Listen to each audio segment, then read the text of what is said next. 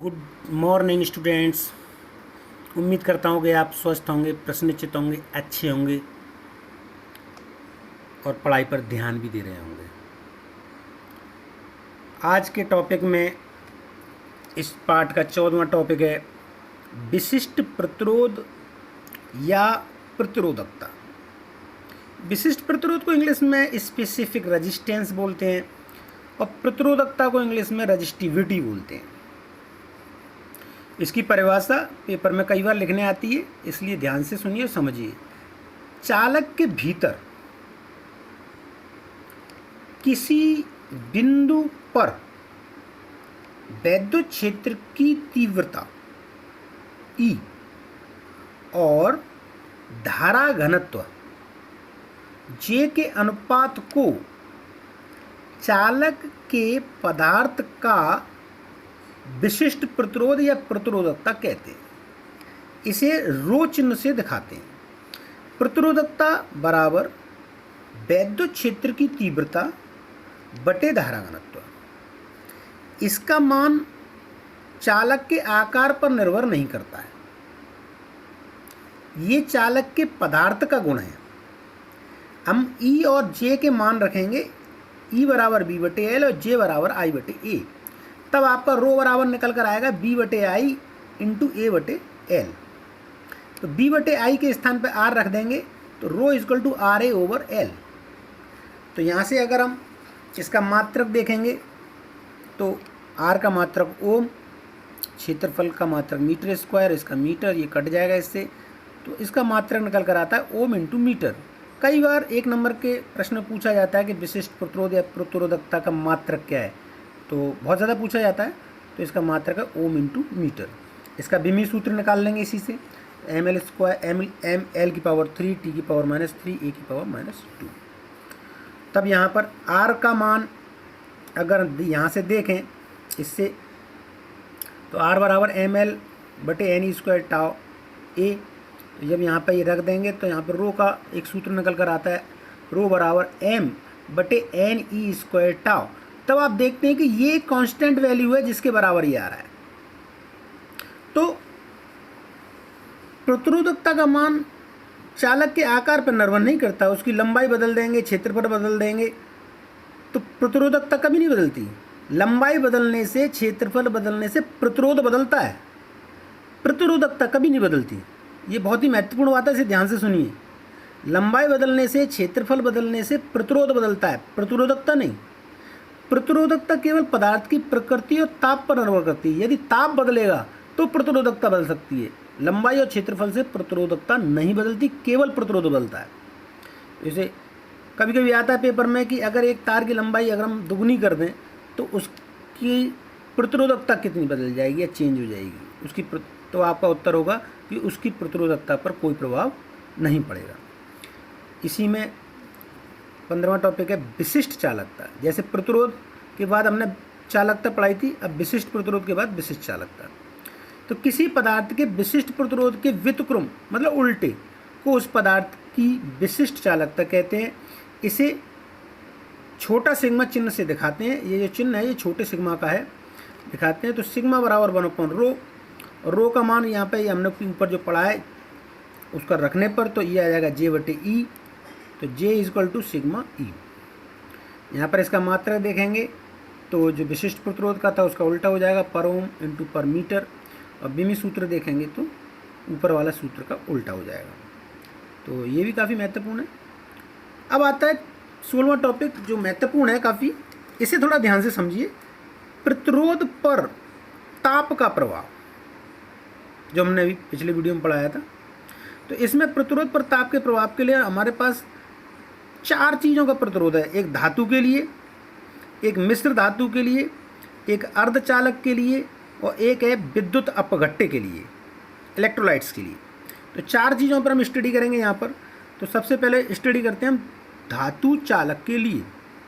Are inversely proportional relaxation time, जो मैं पढ़ा चुका हूँ आपको।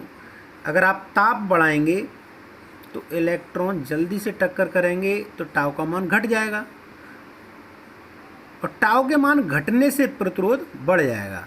तो कुल मिला के हम ये कह सकते हैं कि ताप बढ़ने पर श्रांतिकाल घटता है, इसलिए प्रतिरोध बढ़ जाता है। तो हम डायरेक्टली कहें कि ताप के बढ़ने पर प्रतिरोध बढ़ जाता है, ताप के बढ़ने पर प्रतिरोध बढ़ जाता है धातु चालकों के लिए। और एक तो इस तरह से इसको प्रवाह समझाते हैं यहाँ से। और दूसरा एक सूत्र होता है RT = R0 1 + अल्फा टी। यहाँ पर ये 0 डिग्री सेल्सियस पर प्रतिरोध है और ये T डिग्री सेल्सियस पर प्रतिरोध है, अगर टेम्परेचर बढ़ने वाले के बाद का प्रतिरोध है। तो इस सूत्र से यहाँ पर जो अल्फा है ये, इसको प्रतिरोध ताप गुणांक कहते हैं। इसके आधार पर ये निर्भर करेगा कि टेम्परेचर बढ़ाने पर प्रतिरोध पर क्या प्रभाव पड़ेगा। तो यहाँ पर अल्फा का मान धनात्मक होता है धातु के लिए, और धनात्मक वैल्यू यहाँ पर डालेंगे तो ये 1 के अंदर ऐड हो रही है, इसलिए RT is proportional to temperature. तो धातुओं के लिए ताप बढ़ाने पर प्रतिरोध बढ़ जाता है और चालकता कम हो जाती है। हम ये कह सकते हैं कि ताप बढ़ाने पर रुकावट ज़्यादा होती है। दूसरा टॉपिक है इसी में, मतलब इसी के लिए धातु के लिए पढ़ा रहे थे। दूसरा है मिश्र धातुओं के लिए। मिश्र धातु कौन कौन सी होती हैं? जो कई धातुओं को मिश्र करके बनाई जाती हैं। इनमें मुख्य रूप से मैग्नीन, नाइक्रोम और कॉन्स्टेंटन।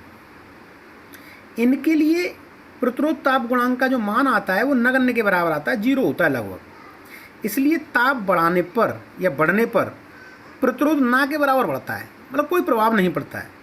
इसलिए प्रयोगशाला में जो उपकरण इस्तेमाल किए जाते हैं उनके अंदर मिश्र धातुओं के तार का ही प्रयोग करते हैं, जैसे विभव मापी, प्रतिरोध बॉक्स,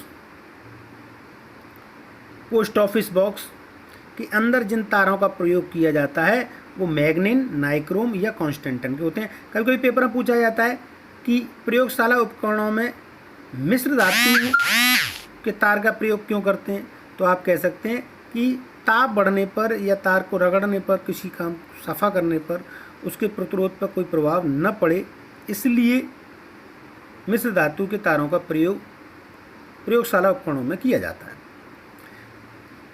तीसरा है अर्धचालकों पर क्या प्रभाव पड़ता है। अर्धचालकों के लिए प्रतिरोध ताप गुणांक का मान ऋणात्मक होता है, और यहाँ पर जब किसी चीज़ को नेगेटिव डालोगे तो 1 में से वो घट जाएगी, तब वहाँ पर प्रतिरोध इन्वर्सली प्रोपोर्शनल टू टेम्परेचर। यहाँ पर उल्टा है, ताप बढ़ने पर प्रतिरोध घटता है अर्धचालकों के लिए, और प्रतिरोध घट जाएगा तो चालकता बढ़ जाएगी। तो अर्धचालकों में अगर टेम्परेचर बढ़ाते हैं तो प्रतिरोध कम हो जाता है, जिससे उसमें विद्युत धारा ज़्यादा बहने लगती है। और अगर आप आगे जाके चैप्टर में पढ़ेंगे तो वहाँ पर ये चीज़ बताई जाती है कि ताप बढ़ने पर उनके जो कोवलेंट बॉन्ड हैं वो टूट जाते हैं और ज़्यादा इलेक्ट्रॉन फ्री हो जाते हैं, इसलिए प्रतिरोध कम हो गया और विद्युत धारा ज़्यादा बहने लगती है। चौथा टॉपिक है, यहाँ मैंने लिखा नहीं है, चौथा टॉपिक है विद्युत अपघट्य, इलेक्ट्रोलाइट्स। इलेक्ट्रोलाइट्स एक द्रव पदार्थ है, द्रव है, और द्रव के अंदर जो विद्युत धारा का प्रवाह होता है वो धनायन और ऋणायन दोनों के कारण होता है। तो जब विद्युत अपघट्य का हम ताप बढ़ाते हैं तो उसकी विस्कोसिटी, मतलब उसका गाढ़ापन कम हो जाता है, और गाढ़ापन कम हो जाता है तो धनायन और ऋणायन को चलने में आसानी होती है। तो हम ये कह सकते हैं जब इलेक्ट्रोलाइट्स विद्युत अपघट्य पदार्थ का टेम्परेचर बढ़ाते हैं तो प्रतिरोध कम हो जाता है, विद्युत धारा ज़्यादा बहने लगती है। तो आपने देखा होगा कि विद्युत अपघट्य पदार्थ सेलों के अंदर होते हैं, तो अगर वो गाढ़े हो जाते हैं तो फिर वो काम करना बंद कर देते हैं। तो उनके अंदर जो इलेक्ट्रोलाइट्स होता है वो जब तक पतला रहता है तब तक ज़्यादा अच्छा काम करता है। तो यहाँ मैंने 4 बिंदु पढ़ाए कि धातुओं पर क्या प्रभाव पड़ता है, मिश्र धातुओं पर क्या प्रभाव पड़ता है, अर्धचालकों पर क्या प्रभाव पड़ता है, और विद्युत अपघट्य पर क्या प्रभाव पड़ता है। तो ये काफ़ी महत्वपूर्ण है, ये चारों बिंदु। ये काफ़ी पेपर में 1-1, 2-2 नंबर के प्रश्न यहाँ से आते हैं। अगर आप मास्टर माइंड या किसी भी तरह की चीज़ें देखेंगे तो वहाँ बहुत सारे प्रश्न इससे रिलेटेड मिल जाएंगे आपको। तो ये परिभाषाएं मैंने बताई है, ये पेपरों की दृष्टि से बहुत महत्वपूर्ण है। हर एक परिभाषा कई एक बार पेपरों में आई है, तो इसे काफ़ी दिलचस्पी से पढ़िए, मन लगा के पढ़िए। कोई परेशानी हो तो फिर आप मुझे पूछिए, वीडियो पे पूछिए, व्हाट्सएप ग्रुप पे पूछिए, क्लास में पूछिए, जब इच्छा हो तब पूछिए। थैंक यू, मिलते हैं नेक्स्ट वीडियो में।